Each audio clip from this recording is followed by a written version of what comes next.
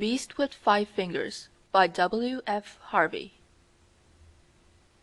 When I was a little boy I once went with my father to call on Adrian Borlsover.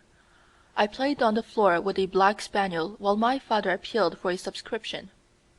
Just before we left my father said, "Mr. Borlsover, may my son here shake hands with you?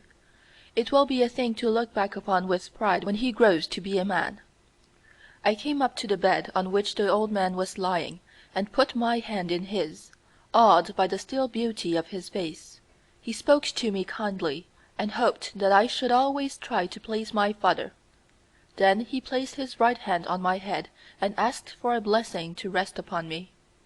"Amen," said my father, and I followed him out of the room, feeling as if I wanted to cry. But my father was in excellent spirits. "That old gentleman, Jim," said he, "is the most wonderful man in the whole town. For 10 years he has been quite blind." "But I saw his eyes," I said. "They were ever so black and shiny. They weren't shut up like Nora's puppies. Can't he see at all?" And so I learnt for the first time that a man might have eyes that looked dark and beautiful and shining without being able to see. "Just like Mrs. Tomlinson has big ears," I said, "and can't hear at all except when Mr. Tomlinson shouts." "Jim," said my father, "it's not right to talk about the lady's ears. Remember what Mr. Borlsover said about pleasing me and being a good boy." That was the only time I saw Adrian Borlsover. I soon forgot about him and the hand which he laid in blessing on my head, but for a week I prayed that those dark, tender eyes might see. "His spaniel may have puppies," I said in my prayers, "and he will never be able to know how funny they look with their eyes all closed up. Please let old Mr. Borlsover see." Adrian Borlsover, as my father had said, was a wonderful man. He came of an eccentric family. Borlsover's sons, for some reason, always seemed to marry very ordinary women, which perhaps accounted for the fact that no Borlsover had been a genius, and only one Borlsover had been mad. But they were great champions of little causes, generous patrons of old sciences, founders of querulous sects, trustworthy guides to the by-path meadows of erudition. Adrian was an authority on the fertilization of orchids. He had held at one time the family living at Borlsover Conyers, until a congenital weakness of the lungs obliged him to seek a less rigorous climate in the sunny south coast watering place where I had seen him. Occasionally he would relieve one or other of the local clergy. My father described him as a fine preacher, who gave long and inspiring sermons from what many men would have considered unprofitable texts. "An excellent proof," he would add, "of the truth of the doctrine of direct verbal inspiration." Adrian Borlsover was exceedingly clever with his hands. His penmanship was exquisite. He illustrated all his scientific papers, made his own woodcuts, and carved the reredos that is at present the chief feature of interest in the church at Borlsover Conyers. He had an exceedingly clever knack in cutting silhouettes for young ladies, and paper pigs and cows for little children, and made more than one complicated wind instrument of his own devising. When he was 50 years old Adrian Borlsover lost his sight. In a wonderfully short time he had adapted himself to the new conditions of life. He quickly learned to read Braille. So marvellous indeed was his sense of touch that he was still able to maintain his interest in botany. The mere passing of his long supple fingers over a flower was sufficient means for its identification, though occasionally he would use his lips. I have found several letters of his among my father's correspondence. In no case was there anything to show that he was afflicted with blindness, and this in spite of the fact that he exercised undue economy in the spacing of lines. Towards the close of his life the old man was credited with powers of touch that seemed almost uncanny. It has been said that he could tell at once the color of a ribbon placed between his fingers. My father would neither confirm nor deny the story. Part 1. Adrian Borlsover was a bachelor. His elder brother George had married late in life, leaving one son, Eustace, who lived in the gloomy Georgian mansion at Borlsover Conyers, where he could work undisturbed in collecting material for his great book on heredity. Like his uncle, he was a remarkable man. The Borlsovers had always been born naturalists, but Eustace possessed in a special degree the power of systematizing his knowledge. He had received his university education in Germany, and then, after post-graduate work in Vienna and Naples, he had traveled for 4 years in South America and the East, getting together a huge store of material for a new study into the processes of variation.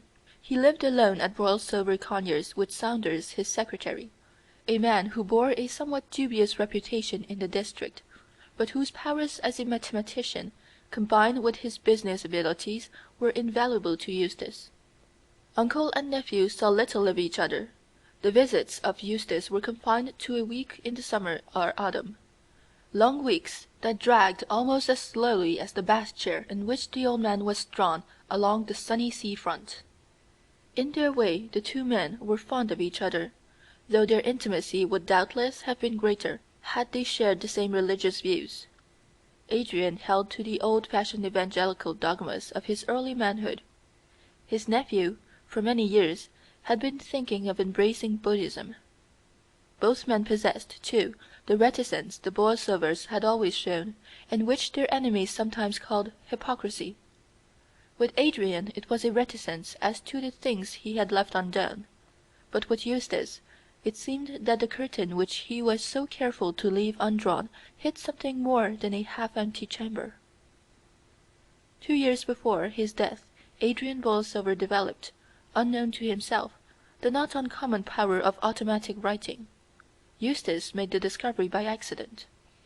Adrian was sitting reading in bed, the forefinger of his left hand tracing the Braille characters, when his nephew noticed that a pencil the old man held in his right hand was moving slowly along the opposite page. He left his seat in the window and sat down beside the bed. The right hand continued to move, and now he could see plainly that there were letters and words which it was forming. Adrian Borlsover, wrote the hand. Eustace Borlsover, George Borlsover, Francis Borlsover, Sigismund Borlsover, Adrian Borlsover, Eustace Borlsover, Sabel Borlsover. B for Borlsover. Honesty is the best policy. Beautiful Belinda Borlsover. What curious nonsense, said Eustace to himself. King George III ascended the throne in 1760, wrote the hand. Crowd, a noun of multitude, a collection of individuals. Adrian Borlsover, Eustace Borlsover. It seems to me, said his uncle, closing the book, that you had much better make the most of the afternoon sunshine and take your walk now. I think perhaps I will, Eustace answered as he picked up the volume. I won't go far, and when I come back I can read to you those articles in Nature about which we were speaking. He went along the promenade, but stopped at the first shelter, and seating himself in the corner best protected from the wind, he examined the book at leisure. Nearly every page was scored with a meaningless jungle of pencil marks, rows of capital letters, short words, long words, complete sentences, copy-book tags. The whole thing, in fact, had the appearance of a copy-book, and on a more careful scrutiny Eustace thought that there was ample evidence to show that the handwriting at the beginning of the book, good though it was not nearly so good as the handwriting at the end. He left his uncle at the end of October, with a promise to return in early December. It seemed to him quite clear that the old man's power of automatic writing was developing rapidly, and for the first time he looked forward to a visit that combined duty with interest. But on his return he was at first disappointed. His uncle, he thought, looked older.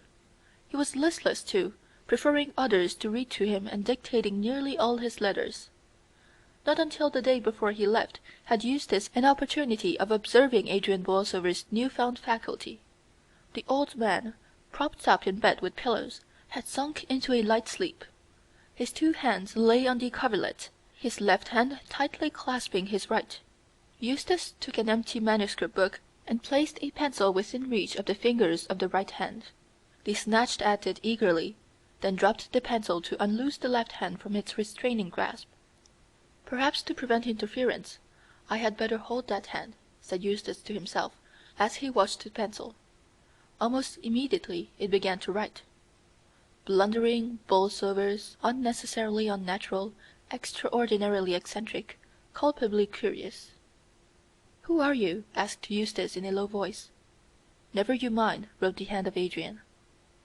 "Is it my uncle who is writing?" "Oh, my prophetic soul, mine uncle." "Is it anyone I know?"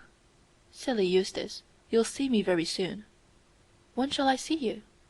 "When poor old Adrian's dead." "Where shall I see you?" "Where shall you not?" Instead of speaking his next question, Borlsover wrote it. "What is the time?" The fingers dropped the pencil and moved 3 to 4 times across the paper. Then, picking up the pencil, they wrote, "10 minutes before 4. Put your book away, Eustace. Adrian mustn't find us working at this sort of thing. He doesn't know what to make of it, and I won't have poor old Adrian disturbed. Au revoir." Adrian Borlsover awoke with a start. "I've been dreaming again," he said. "Such queer dreams of beleaguered cities and forgotten towns. You were mixed up in this one, Eustace, though I can't remember how. Eustace, I want to warn you. Don't walk in doubtful paths. Choose your friends well, your poor grandfather." And a fit of coughing put an end to what he was saying. But Eustace saw that the hand was still writing. He managed unnoticed to draw the book away. "I'll light the gas," he said, "and ring for tea." On the other side of the bed curtain he saw the last sentences that had been written. "It's too late, Adrian," he read. "We're friends already, aren't we, Eustace Borlsover?" On the following day Eustace Borlsover left. He thought his uncle looked ill when he said good-bye, and the old man spoke despondently of the failure his life had been. "Nonsense, uncle," said his nephew. "You have got over your difficulties in a way not 1 in 100,000 would have done. Everyone marvels at your splendid perseverance in teaching your hand to take the place of your lost sight. To me it's been a revelation of the possibilities of education." "Education?" said his uncle dreamily, as if the word had started a new train of thought. "Education is good so long as you know to whom and for what purpose you give it. But with the lower orders of men, the base and more sordid spirits, I have great doubts as to its results. Well, good-bye, Eustace. I may not see you again. You are a true Borlsover, with all the Borlsover's faults. Marry, Eustace. Marry some good, sensible girl. And if by any chance I don't see you again, my will is at my solicitor's. I've not left you any legacy, because I know you're well provided for, but I thought you might like to have my books. Oh, and there's just one other thing. You know before the end, people often lose control over themselves and make absurd requests. Don't pay any attention to them, Eustace. Good-bye." And he held out his hand. Eustace took it. It remained in his a fraction of a second longer than he had expected, and gripped him with virility that was surprising. There was, too, in its touch a subtle sense of intimacy. "Why, uncle," he said, "I shall see you alive and well for many long years to come." 2 months later Adrian Borlsover died. Part 2. Eustace Borlsover was in Naples at the time. He read the obituary notice in the Morning Post on the day announced for the funeral. "Poor old fellow," he said, "I wonder where I shall find room for all his books." The question occurred to him again with greater force when 3 days later he found himself standing in the library at Borlsover Conyers, a huge room built for use, and not for beauty, in the year of Waterloo, by a Borlsover who was an ardent admirer of the great Napoleon. It was arranged on the plan of many college libraries, with tall, projecting bookcases forming deep recesses of dusty silence, fit graves for the old hates of forgotten controversy, the dead passions of forgotten lives. At the end of the room, behind the bust of some unknown 18th-century divine, an ugly iron corkscrew stair led to a shelf-lined gallery. Nearly every shelf was full. "I must talk to Saunders about it," said Eustace. "I suppose that it won't be necessary to have the billiard-room fitted up with bookcases." The two men met for the first time after many weeks in the dining-room that evening. "Hullo," said Eustace, standing before the fire with his hands in his pockets. How goes the world, Saunders? Why these dress togs?" He himself was wearing an old shooting jacket. He did not believe in mourning, as he had told his uncle on his last visit, and though he usually went in for quiet coloured ties, he wore this evening one of an ugly red, in order to shock Morton the butler, and to make them thrash out the whole question of mourning for themselves in the servants' hall. Eustace was a true Borlsover. "The world," said Saunders, "goes the same as usual, confoundedly slow. The dress togs are accounted for by an invitation from Captain Lockwood to bridge." "How are you getting there? I've told your coachman to drive me in your carriage. Any objection?" "Oh, dear me, no. We've had all things in common for far too many years for me to raise objections at this hour of the day." "You'll find your correspondence in the library," went on Saunders. "Most of it I've seen to. There are a few private letters I haven't opened. There's also a box with a rat, or something, inside it that came by the evening post. Very likely it's the six-toed albino. I didn't look because I didn't want to mess up my things, but I should gather from the way it's jumping about that it's pretty hungry." "Oh, I'll see to it," said Eustace, "while you and the captain earn an honest penny." Dinner over, and Saunders gone, Eustace went into the library. Though the fire had been lit, the room was by no means cheerful. "We'll have all the lights on, at any rate," he said, as he turned the switches. "And Morton," he added, when the butler brought the coffee, "get me a screwdriver or something to undo this box. Whatever the animal is, he's kicking up the deuce of a row. What is it? Why are you dawdling?" "If you please, sir, when the postman brought it, he told me that they'd bored the holes in the lid at the post office. There were no breathing holes in the lid, sir, and they didn't want the animal to die. That is all, sir." "It's culpably careless of the man, whoever he was," said Eustace, as he removed the screws, "packing an animal like this in a wooden box with no means of getting air. Confound it all! I mean to ask Morton to bring me a cage to put it in. Now I suppose I shall have to get one myself." He placed a heavy book on the lid from which the screws had been removed, and went into the billiard-room. As he came back into the library with an empty cage in his hand, he heard the sound of something falling, and then of something scuttling along the floor. Bother it, the beast got out. How in the world am I to find it again in this library?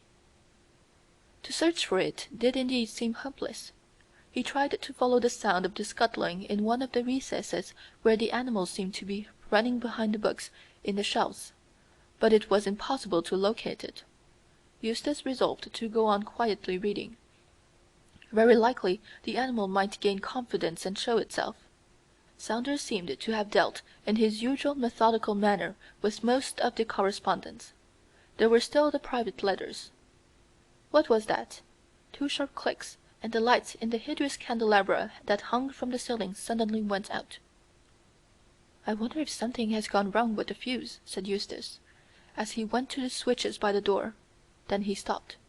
There was a noise at the other end of the room, as if something was crawling up the iron corkscrew stair. "If it's gone into the gallery," he said, "well and good." He hastily turned on the lights, crossed the room, and climbed up the stair. But he could see nothing. His grandfather had placed a little gate at the top of the stair, so that children could run and romp in the gallery without fear of accident. This Eustace closed, and having considerably narrowed the circle of his search, returned to his desk by the fire. How gloomy the library was! There was no sense of intimacy about the room. The few busts that an 18th-century Borlsover had brought back from the grand tour might have been in keeping in the old library. Here they seemed out of place. They made the room feel cold, in spite of the heavy red damask curtains and great gilt cornices. With a crash two heavy books fell from the gallery to the floor. Then, as Borlsover looked, another, and yet another. "Very well, you'll starve for this, my beauty," he said. "We'll do some little experiments on the metabolism of rats deprived of water. Go on, chuck them down. I think I've got the upper hand." He turned once again to his correspondence. The letter was from the family solicitor. It spoke of his uncle's death and of the valuable collection of books that had been left to him in the will. There was one request, he said, which certainly came as a surprise to me. As you know, Mr. Adrian Borlsover had left instructions that his body was to be buried in as simple a manner as possible at Eastbourne. He expressed a desire that there should be neither wreaths nor flowers of any kind, and hoped that his friends and relatives would not consider it necessary to wear mourning. The day before his death we received a letter cancelling these instructions. He wished his body to be embalmed. He gave us the address of the man we were to employ, Pennifer, Ludgate Hill, with orders that his right hand was to be sent to you, stating that it was at your special request. The other arrangements as to the funeral remained unaltered." "Good Lord!" said Eustace. "What in the world was the old boy driving at? And what in the name of all that's holy is that?" "Someone was in the gallery. Someone had pulled the cord attached to one of the blinds, and it had rolled up with a snap. Someone must be in the gallery, for a second blind did the same. Someone must be walking round the gallery, for one after the other the blinds sprang up, letting in the moonlight." "I haven't got to the bottom of this yet," said Eustace, "but I will do before the night is very much older," and he hurried up the corkscrew stair. He had just got to the top when the lights went out a second time, and he heard again the scuttling along the floor. Quickly he stole on tiptoe in the dim moonshine in the direction of the noise, feeling as he went for one of the switches. His fingers touched the metal knob at last. He turned on the electric light. About 10 yards in front of him, crawling along the floor, was a man's hand. Eustace stared at it in utter astonishment. It was moving quickly, in the manner of a geometric caterpillar, the fingers humped up one moment, flattened out the next. The thumb appeared to give a crab-like motion to the whole. While he was looking, too surprised to stir, the hand disappeared round the corner. Eustace ran forward. He no longer saw it, but he could hear it as it squeezed its way behind the books on one of the shelves. A heavy volume had been displaced. There was a gap in the row of books where it had gone in. In his fear lest it should escape him again, he seized the first book that came to his hand and plugged it into the hole. Then, emptying 2 shelves of their contents, he took the wooden boards and propped them up in front to make his barrier doubly sure. "I wish Saunders was back," he said. "One can't tackle this sort of thing alone." It was after 11, and there seemed little likelihood of Saunders returning before 12. He did not dare to leave the shelf unwatched, even to run downstairs to ring the bell. Morton the butler often used to come round about 11 to see that the windows were fastened, but he might not come. Eustace was thoroughly unstrung. At least he heard steps down below. "Morton!" he shouted. "Morton!" "Sir?" "Has Mr. Saunders got back yet?" "Not yet, sir." "Well, bring me some brandy, and hurry up about it. I'm up here in the gallery, you duffer." "Thanks," said Eustace, as he emptied the glass. "Don't go to bed yet, Morton. There are a lot of books that have fallen down by accident. Bring them up and put them back in their shelves." Morton had never seen Borlsover so talkative a mood as on that night. "Here," said Eustace, when the books had been put back and dusted. "You might hold up these boards for me, Morton. That beast in the box got out, and I've been chasing it all over the place. I think I can hear it chawing at the books, sir. They're not valuable, I hope. I think that's the carriage, sir. I'll go and call Mr. Saunders." It seemed to Eustace that he was away for 5 minutes, but it could hardly have been more than 1 when he returned with Saunders. "All right, Morton, you can go now. I'm up here, Saunders." "What's all the row?" asked Saunders, as he lounged forward with his hands in his pockets. The luck had been with him all the evening. He was completely satisfied both with himself and with Captain Lockwood's taste in wines. "What's the matter? You look to me to be in an absolute blue funk." "That old devil of an uncle of mine," began Eustace. "Oh, I can't explain it all. It's his hand that's been playing old Harry all the evening. But I've got it cornered behind these books. You've got to help me catch it." "What's up with you, Eustace? What's the game?" "It's no game, you silly idiot. If you don't believe me, take out one of those books and put your hand in and feel." "All right," said Saunders, "but wait till I've rolled up my sleeve. The accumulated dust of centuries, eh? He took off his coat, knelt down, and thrust his arm along the shelf. "There's something there, right enough," he said. "It's got a funny stumpy end to it, whatever it is, and nips like a crab. Oh, no, you don't!" He pulled his hand out in a flash. "Shove in a book quickly.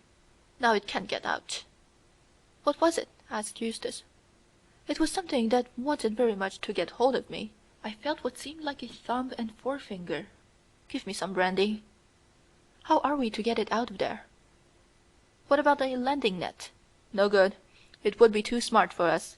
I tell you, Saunders, it can cover the ground far faster than I can walk. But I think I see how we can manage it. The 2 books at the end of the shelf are big ones that'll go right back against the wall. The others are very thin. I'll take out one at a time, and you slide the rest along until we have it squashed between the end 2. It certainly seemed to be the best plan. One by one, as they took out the books, the space behind grew smaller and smaller. There was something in it that was certainly very much alive. Once they caught sight of fingers pressing outward for a way of escape. At last they had it pressed between the 2 big books. "There's muscle there, if there isn't flesh and blood," said Saunders, as he held them together. "It seems to be a hand right enough, too. I suppose this is a sort of infectious hallucination. I've read about such cases before." "Infectious fiddlesticks!" said Eustace, his face white with anger. "Bring the thing downstairs. We'll get it back into the box." It was not altogether easy, but they were successful at last. "Drive in the screws," said Eustace. "We won't run any risks. Put the box in this old desk of mine. There's nothing in it that I want. Here's the key. Thank goodness, there's nothing wrong with the lock." "Quite a lively thing," said Saunders. "Now let's hear more about your uncle." They sat up together until early morning. Saunders had no desire for sleep. Eustace was trying to explain and to forget, to conceal from himself a fear that he had never felt before, the fear of walking alone down the long corridor to his bedroom. End of the first file of Part 5, The Beast with 5 Fingers.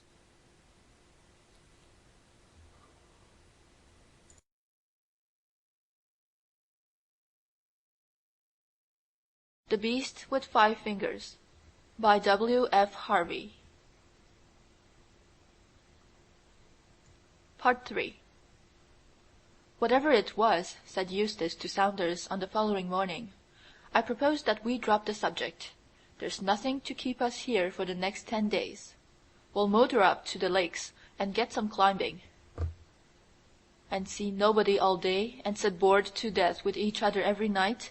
Not for me, thanks. Why not run up to town? Run's the exact word in this case, isn't it?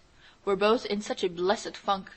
Pull yourself together, Eustace, and let's have another look at the hand." "As you like," said Eustace. "There's the key." They went into the library and opened the desk. The box was as they had left it on the previous night. "What are you waiting for?" asked Eustace. "I am waiting for you to volunteer to open the lid. However, since you seem to funk it, allow me. There doesn't seem to be the likelihood of any rumpus this morning, at all events." He opened the lid and picked out the hand. "Cold?" asked Eustace. "Tepid. A bit below blood heat by the feel. Soft and supple, too. If it's the embalming, it's a sort of embalming I've never seen before. Is it your uncle's hand?" "Oh, yes, it's his all right," said Eustace. "I should know those long, thin fingers anywhere." "Put it back in the box, Saunders. Never mind about the screws. I'll lock the desk so that there'll be no chance of its getting out. We'll compromise by motoring up to town for a week. If we get off soon after lunch, we ought to be at Grantham or Stamford by night." "Right," said Saunders. "And tomorrow?" "Oh, well, by tomorrow we shall have forgotten all about this beastly thing." If when the morrow came they had not forgotten, it was certainly true that at the end of the week they were able to tell a very vivid ghost story at the little supper Eustace gave on Halloween. "You don't want us to believe that's true, Mr. Borlsover? How perfectly awful!" "I'll take my oath on it, and so would Saunders here, wouldn't you, old chap?" "Any number of oaths," said Saunders. "It was a long, thin hand, you know, and it gripped me just like that." "Don't, Mr. Saunders, don't! How perfectly horrid!" Now tell us another one, do. Only a really creepy one, please." "Here's a pretty mess," said Eustace on the following day, as he threw a letter across the table to Saunders. "It's your affair, though. Mrs. Merritt, if I understand it, gives a month's notice." "Oh, that's quite absurd on Mrs. Merritt's part," Saunders replied. "She doesn't know what she's talking about. Let's see what she says." "Dear Sir," he read, "this is to let you know that I must give you a month's notice as from Tuesday the 13th.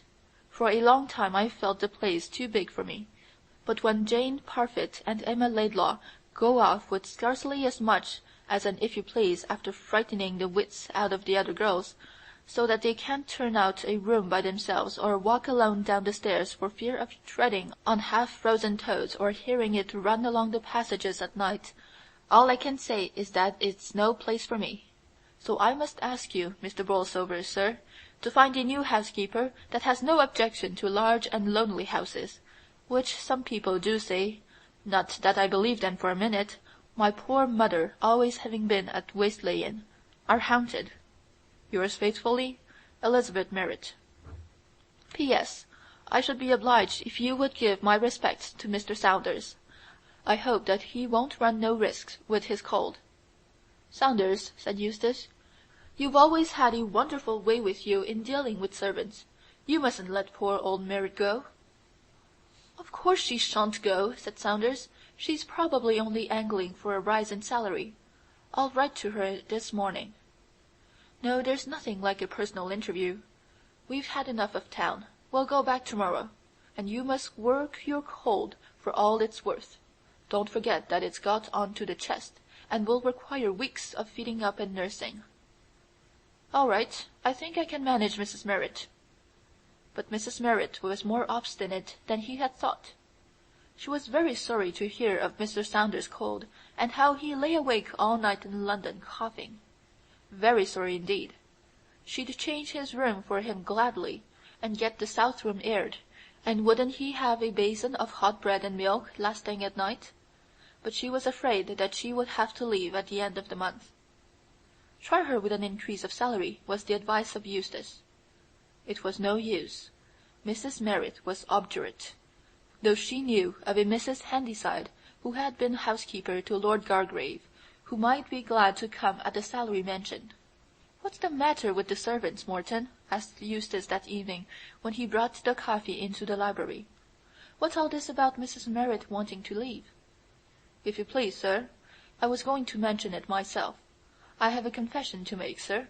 When I found your note asking me to open that desk and take out the box with the rat, I broke the lock as you told me, and was glad to do it, because I could hear the animal in the box making a great noise, and I thought it wanted food. So I took out the box, sir, and got the cage, and was going to transfer it, when the animal got away." "What in the world are you talking about? I never wrote any such note." "Excuse me, sir. It was the note I picked up here on the floor on the day you and Mr. Saunders left. I have it in my pocket now." It certainly seemed to be in Eustace's handwriting. It was written in pencil, and began somewhat abruptly. "Get a hammer, Martin," he read, "or some other tool, and break open the lock in the old desk in the library. Take out the box that is inside. You need not do anything else. The lid is already open. Eustace Bolsover." "And you opened the desk?" "Yes, sir, and as I was getting the cage ready, the animal hopped out." "What animal?" "The animal inside the box, sir." "What did it look like?" "Well, sir, I couldn't tell you," said Morton nervously. "My back was turned, and it was half-way down the room when I looked up." "What was its color?" asked Saunders. "Black?" "Oh, no, sir, a grayish-white. It crept along in a very funny way, sir. I don't think it had a tail." "What did you do then?" "I tried to catch it, but it was no use. So I set the rat traps, and kept the library shut. Then that girl Emma Laidlaw left the door open when she was cleaning, and I think it must have escaped." "And you think it was the animal that's been frightening the maids?" "Well, no, sir, not quite. They said it was, you'll excuse me, sir, a hand that they saw. Emma trod on it once at the bottom of the stairs. She thought then it was a half-frozen toad, only white, and then Parfit was washing up the dishes in the scullery. She wasn't thinking about anything in particular. It was close on dusk. She took her hands out of the water, and was drying them absent-minded like on the roller towel, when she found that she was drying someone else's hand as well, only colder than hers. "What nonsense!" exclaimed Saunders. "Exactly, sir. That's what I told her, but we couldn't get her to stop." "You don't believe all this?" said Eustace, turning suddenly towards the butler. "Me, sir? Oh, no, sir. I've not seen anything." "Nor heard anything?" "Well, sir, if you must know, the bells do ring at odd times, and there's nobody there when we go. And when we go round to draw the blinds of a night, as often as not somebody's been there before us. But as I says to Mrs. Merrit, a young monkey might do wonderful things, and we all know that Mr. Bolsover has had some strange animals about the place." "Very well, Morton, that will do." "What do you make of it?" asked Saunders when they were alone. "I mean of the letter he said you wrote." "Oh, that's simple enough," said Eustace. "See the paper it's written on? I stopped using that years ago, but there were a few odd sheets and envelopes left in the old desk. We never fastened up the lid of the box before locking it in. The hand got out, found a pencil, wrote this note, and shoved it through a crack onto the floor where Morton found it. That's plain as daylight." "But the hand couldn't write." "Couldn't it? You've not seen it do the things I've seen." And he told Saunders more of what had happened at Eastbourne. "Well," said Saunders, "in that case we have at least an explanation of the legacy. It was the hand which wrote unknown to your uncle that letter to your solicitor, bequeathing itself to you. Your uncle had no more to do with that request than I. In fact, it would seem that he had some idea of this automatic writing, and feared it. Then if it's not my uncle, what is it? I suppose some people might say that a disembodied spirit had got your uncle to educate and prepare a little body for it. Now it's got into that little body, and it's off on its own." "Well, what are we to do?" "We'll keep our eyes open," said Saunders, "and try to catch it. If we can't do that, we shall have to wait till the bally clockwork runs down. After all, if it's flesh and blood, it can't live forever." For 2 days nothing happened. Then Saunders saw it sliding down the banister in the hall. He was taken unawares, and lost a full second before he started in pursuit, only to find that the thing had escaped him. 3 days later, Eustace, writing alone in the library at night, saw it sitting on an open book at the other end of the room.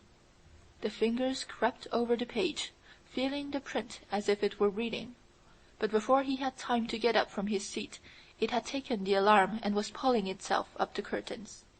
Eustace watched it grimly as it hung on the cornice with 3 fingers, flicking the thumb and forefinger at him in an expression of scornful derision. "I know what I'll do," he said. "If I only get it into the open, I'll set the dogs on to it." He spoke to Saunders of the suggestion. "It's jolly good idea," he said, "only we won't wait till we find it out of doors. We'll get the dogs. They are the 2 terriers and the under-keeper's Irish mongrel that's on to rats like a flash. Your spaniel has not got spirits enough for this sort of game."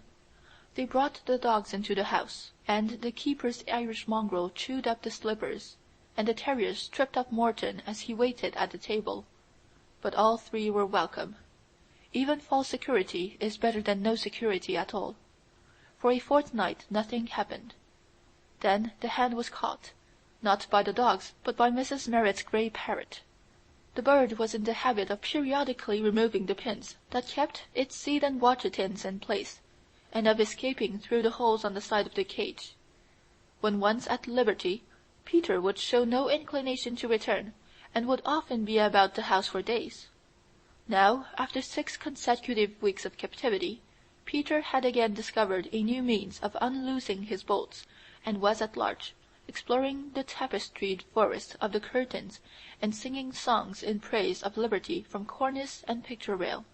"It's no use your trying to catch him," said Eustace to Mrs. Merrit, as she came into the study one afternoon towards dusk with a step-ladder. "You'd much better leave Peter alone. Starve him into surrender, Mrs. Merrit, and don't leave bananas and seeds about for him to peck at when he fancies he's hungry. You're far too soft-hearted." "Well, sir, I see he's right out of reach now on that picture-rail. So if you wouldn't mind closing the door, sir, when you leave the room, I'll bring his cage in tonight and put some meat inside it. He's that fond of meat, though it does make him pull out his feathers to suck the quills. They do say that if you cook—" "Never mind, Mrs. Merrit," said Eustace, who was busy writing. "That will do. I'll keep an eye on the bird." There was silence in the room, unbroken but for the continuous whisper of his pen. "Scratch poor Peter," said the bird. "Scratch poor old Peter." "Be quiet, you beastly bird." "Poor old Peter. Scratch poor Peter, do." "I'm more likely to wring your neck if I get hold of you." He looked up at the picture rail, and there was the hand holding on to a hook with 3 fingers, and slowly scratching the head of the parrot with the 4th. Eustace ran to the bell and pressed it hard, then across to the window, which he closed with a bang. Frightened by the noise, the parrot shook its wings preparatory to flight, and as it did so the fingers of the hand got hold of it by the throat. There was a shrill scream from Peter as he fluttered across the room, wheeling round in circles that ever descended, borne down under the weight that clung to him. The bird dropped at last quite suddenly, and Eustace saw fingers and feathers rolled into an inextricable mass on the floor. The struggle abruptly ceased, as finger and thumb squeezed in the neck. The bird's eyes rolled up to show the whites, and there was a faint, half-choked gurgle, but before the fingers had time to lose their hold, Eustace had them in his own. "Send Mr. Saunders here at once," he said to the maid who came in answer to the bell. "Tell him I want him immediately." Then he went with the hand to the fire. There was a ragged gash across the back where the bird's beak had torn it, but no blood oozed from the wound. He noticed with disgust that the nails had grown long and discolored. "I'll burn the beastly thing," he said, but he could not burn it. He tried to throw it into the flames, but his own hand, as if restrained by some old primitive feeling, would not let him, and so Saunders found him pale and irresolute, with the hand still clasped tightly in his fingers. "I've got it at last," he said in a tone of triumph. "Good. Let's have a look at it." "Not when it's loose. Get me some nails and a hammer and a board of some sort." "Can you hold it all right?" "Yes, the thing's quite limp. Tired out with throttling poor old Peter, I should say." "And now," said Saunders, when he returned with the things, "what are we going to do?" "Drive a nail through it first, so that it can't get away. Then we can take our time over examining it." "Do it yourself," said Saunders. "I don't mind helping you with guinea pigs occasionally, when there's something to be learned, partly because I don't fear a guinea pig's revenge. This thing's different." "All right, you miserable skunk. I won't forget the way you've stood by me." He took up a nail, and before Saunders had realized what he was doing, had driven it through the hand, deep into the board. "Oh, my aunt!" he giggled hysterically. "Look at it now!" For the hand was writhing in agonized contortions, squirming and wriggling upon the nail like a worm upon the hook. "Well," said Saunders, "you've done it now. I'll leave you to examine it. Don't go, in heaven's name! Cover it up, man, cover it up. Shove a cloth over it. Here!" And he pulled off the antimacassar from the back of a chair and wrapped the board in it. "Now get the keys from my pocket and open the safe. Tuck the other things out. Oh, Lord, it's getting itself into frightful knots. And open it quick." He threw the thing in and banged the door. "We'll keep it there till it dies," he said. "May I burn in hell if I ever open the door of that safe again." Mrs. Merrit departed at the end of the month. Her successor certainly was more successful in the management of the servants. Early in her rule she declared that she would stand no nonsense, and gossip soon withered and died. Eustace Bolsover went back to his old way of life. Old habits crept over and covered his new experience. He was, if anything, less morose, and showed a greater inclination to take his natural part in country society. "I shouldn't be surprised if he marries one of these days," said Saunders. "Well, I'm in no hurry for such an event. I know Eustace far too well for the future, Mrs. Bolsover, to like me. It will be the same old story again. A long friendship slowly made, marriage, and a long friendship quickly forgotten." Part 4. But Eustace Borlsover did not follow the advice of his uncle and Mary. He was too fond of old slippers and tobacco. The cooking, too, under Mrs. Handyside's management, was excellent, and she seemed, too, to have a heaven-sent faculty in knowing when to stop dusting. Little by little the old life resumed its old power. Then came the burglary. The men, it was said, broke into the house by way of the conservatory. It was really little more than an attempt, for they only succeeded in carrying away a few pieces of plate from the pantry. The safe in the study was certainly found open and empty, but, as Mr. Borlsover informed the police inspector, he had kept nothing of value in it during the last 6 months. "Then you're lucky in getting off so easily, sir," the man replied. "By the way, they have gone about their business. I should say they were experienced cracksmen. They must have caught the alarm when they were just beginning their evening's work." "Yes," said Eustace, "I suppose I am lucky." "I've no doubt," said the inspector, "that we shall be able to trace the men. I've said that they must have been old hands at the game. The way they got in and opened the safe shows that. But there's one little thing that puzzles me. One of them was careless enough not to wear gloves, and I'm bothered if I know what he was trying to do. I've traced his finger marks on the new varnish on the window sashes in every one of the downstairs rooms. They're very distinct ones, too." "Right hand or left, or both?" asked Eustace. "Oh, right every time. That's the funny thing. He must have been a foolhardy fellow, and I rather think it was him that wrote that." He took out a slip of paper from his pocket. "That's what he wrote, sir. I've got out, Eustace Borlsover, but I'll be back before long. Some gay old bird just escaped, I suppose. It will make it all the easier for us to trace him. Do you know the writing, sir?" "No," said Eustace. "It's not the writing of anyone I know." "I'm not going to stay here any longer," said Eustace to Saunders at luncheon. "I've got on far better during the last 6 months than ever I expected, but I'm not going to run the risk of seeing that thing again. I shall go up to town this afternoon, get Morton to put my things together, and join me with the car at Brighton on the day after tomorrow, and bring the proofs of those 2 papers with you. We'll run over them together." "How long are you going to be away?" "I can't say for certain, but be prepared to stay for some time. We've stuck to work pretty closely through the summer, and I for one need a holiday. I'll engage the rooms at Brighton. You'll find it best to break the journey at Hitchin. I'll wire to you there at the Crown to tell you the Brighton address." The house he chose at Brighton was in a terrace. He had been there before. It was kept by his old college gyp, a man of discreet silence, who was admirably partnered by an excellent cook. The rooms were on the first floor. The 2 bedrooms were at the back, and opened out of each other. "Saunders can have the smaller one, though it is the only one with a fireplace," he said. "I'll stick to the larger of the 2, since it's got a bathroom adjoining. I wonder what time he'll arrive with the car." Saunders came about 7, cold and cross and dirty. "We'll light the fire in the dining room," said Eustace, "and get Prince to unpack some of the things while we are at dinner. What were the roads like?" "Rotten. Swimming with mud, and a beastly cold wind against us all day. And this is July, dear old England." "Yes," said Eustace, "I think we might do worse than leave dear old England for a few months." They turned in soon after 12. "You oughtn't to feel cold, Saunders," said Eustace, "when you can't afford to sport a great catskin-lined coat like this. You do yourself very well, all things considered. Look at those gloves, for instance. Who could possibly feel cold when wearing them? They are far too clumsy, though, for driving. Try them on and see." And he tossed them through the door on to Eustace's bed, and went on with his unpacking. A minute later he heard a shrill cry of terror. "Oh, Lord!" he heard. "It's in the glove! Quick, Saunders, quick!" Then came a smacking thud. Eustace had thrown it from him. "I've chucked it into the bathroom," he gasped. "It's hit the wall and fallen into the bath. Come now, if you want to help."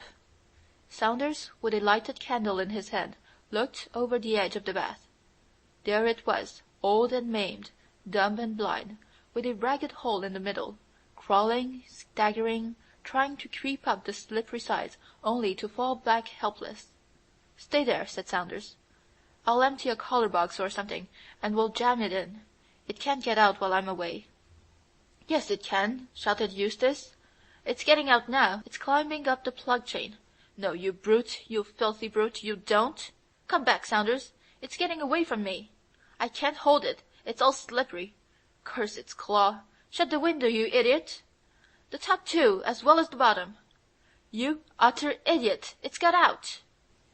There was the sound of something dropping on to the hard flagstones below, and Eustace fell back fainting. For a fortnight he was ill. "I don't know what to make of it," the doctor said to Saunders. "I can only suppose that Mr. Bolsover has suffered some great emotional shock. You had better let me send someone to help you nurse him. And by all means indulge that whim of his never to be left alone in the dark. I would keep a light burning all night if I were you, but he must have more fresh air. It's perfectly absurd, this hatred of open windows." Eustace, however, would have no one with him but Saunders. "I don't want the other men," he said. "They'd smuggle it in somehow. I know they would." "Don't worry about it, old chap. This sort of thing can't go on indefinitely. You know I saw it this time as well as you.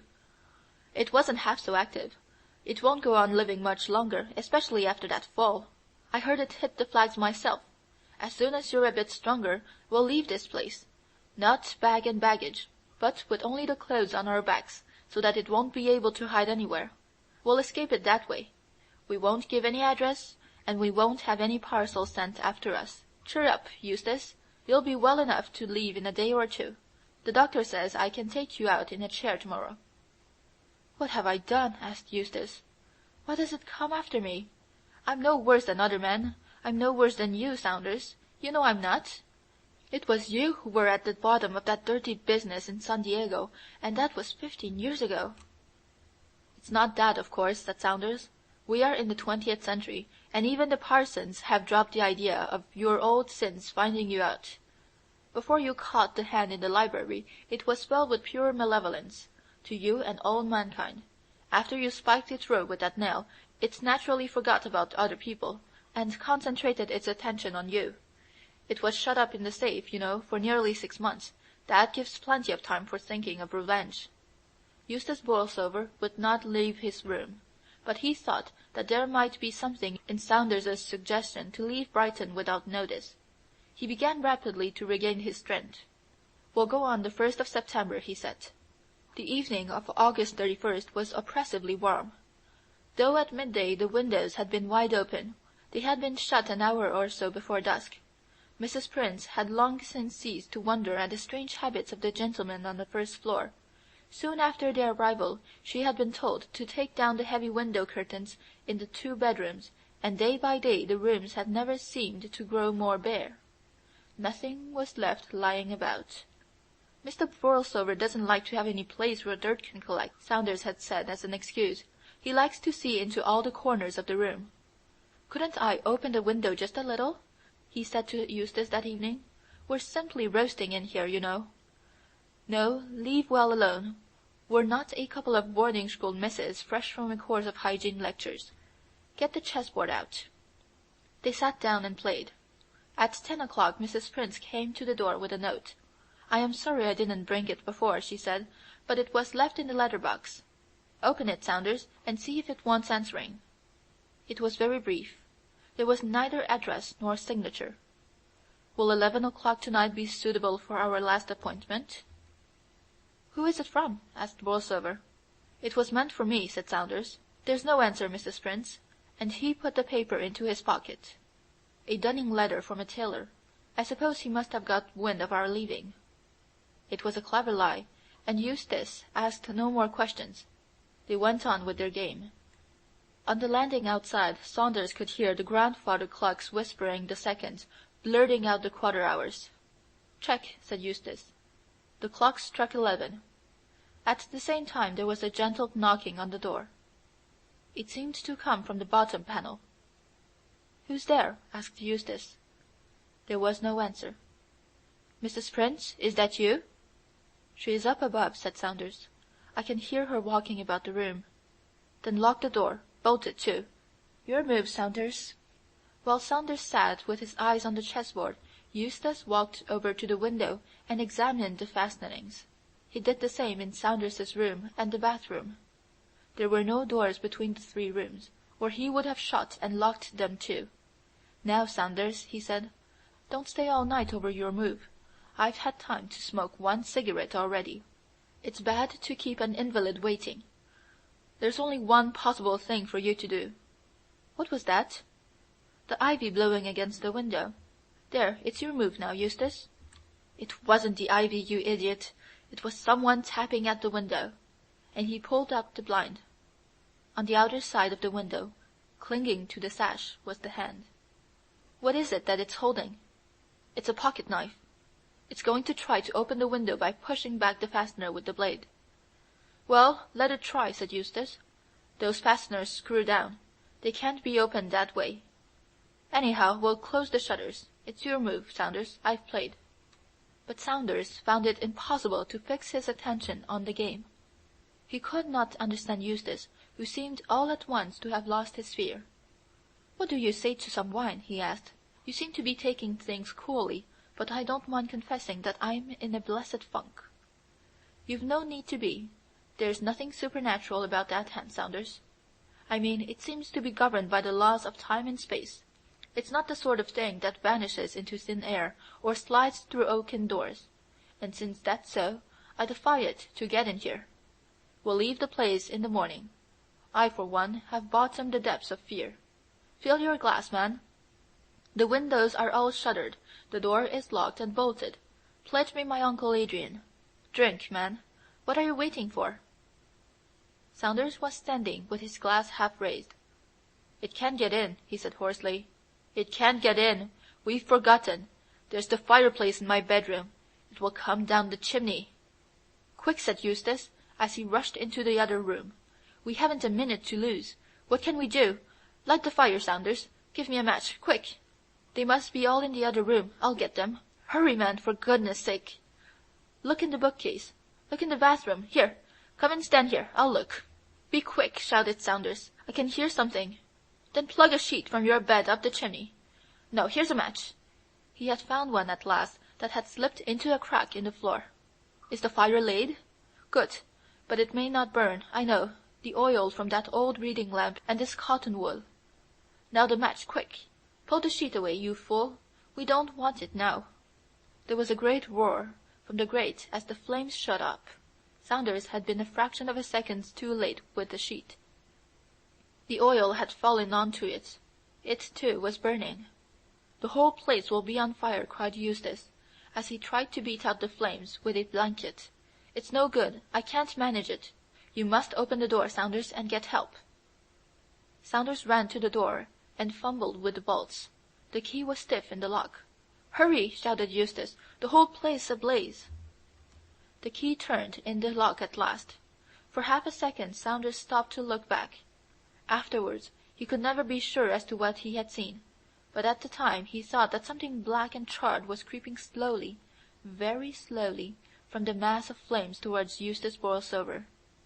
For a moment he thought of returning to his friend, but the noise and the smell of the burning sent him running down the passage crying, "Fire! Fire!" He rushed to the telephone to summon help, and then back to the bathroom. He should have thought of that before, for water. As he burst open the bedroom door there came a scream of terror which ended suddenly, and then the sound of a heavy fall. End of The Beast with 5 Fingers. End of Section 5 of Famous Modern Ghost Stories.